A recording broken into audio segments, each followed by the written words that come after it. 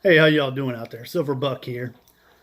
I had Mr. Farmer ask me a question about different definitions of some of the terminology I was using when it comes to the silver lingo of what I was saying. So I'm going to give out a couple that I use the most, and I'll even branch off to a couple that you may hear if you watch other people's videos and still might not understand what it is. I'll give you my definition. I break things down Barney style because it makes it easier for me to understand.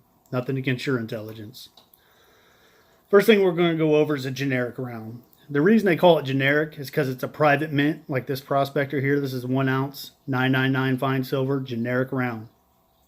It's just a privately minted round. The reason I call it a round is because it's private mint. The U.S. Mint does what this is here is the American Silver Eagle. So that's a U.S. mint. It's not private mint. So this is considered a coin. This actually has a dollar value assigned to it, and it's always the same weight, 1 ounce. And it can be spent in a store. You take this to a store and try to spend it, you're probably going to jail. Same thing with the generic bar. It's private mint. It's not worth anything. You can't spend it in a store as far as monetary value. To me, it's worth $14.55. The reason I say it's worth $14.55 is every day I get up and I check the spot price. The spot price today is $14.55. That tells me at this very moment, if I was to order 1,000 ounces of silver, I'd get it for $14.55 an ounce. Premium. That's another terminology we use. If I go to my local coin store and I pick up a generic round for $14.55, he's going to tack on his premium. The reason they'll add a premium to something like this is they have bills to pay too. They got to pay rent for their shop. They got to keep the lights on. They got to get their internet rolling so they can check the spot prices.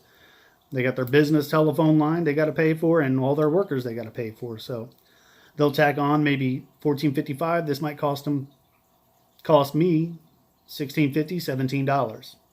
Not bad. I'm willing to pay that because spot's low.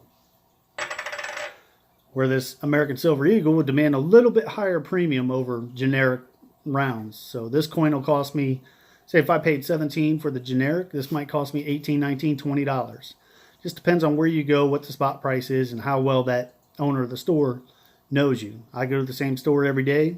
Some days I might be going in there. His business may be slow that day. So he's willing to sell me a roll of these. Since I'm buying a whole roll, I'm buying it in bulk. He might take off $1 per coin as far as his premium goes. So you never can tell what the premium is going to be because it's not always set.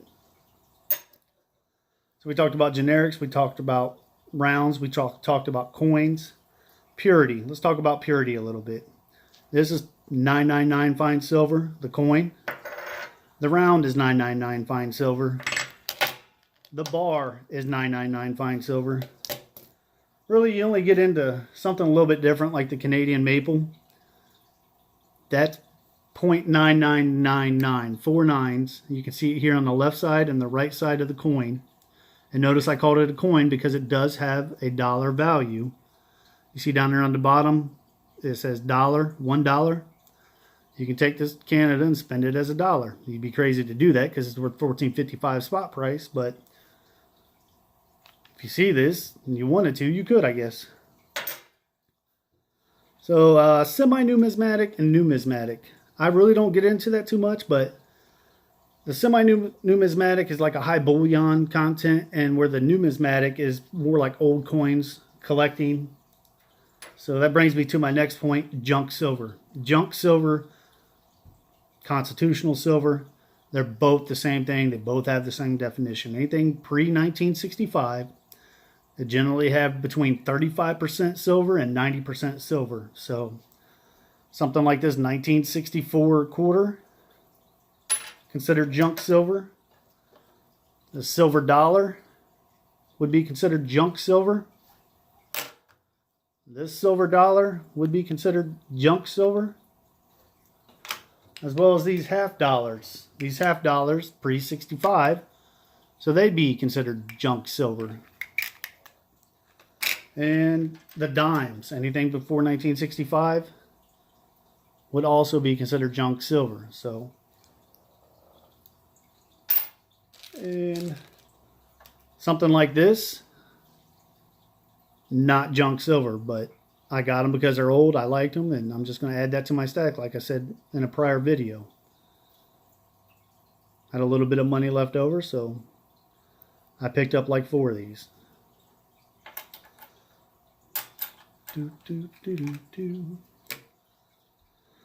The coins, like I said, that's a legal tender. It's a fixed weight and a fixed value.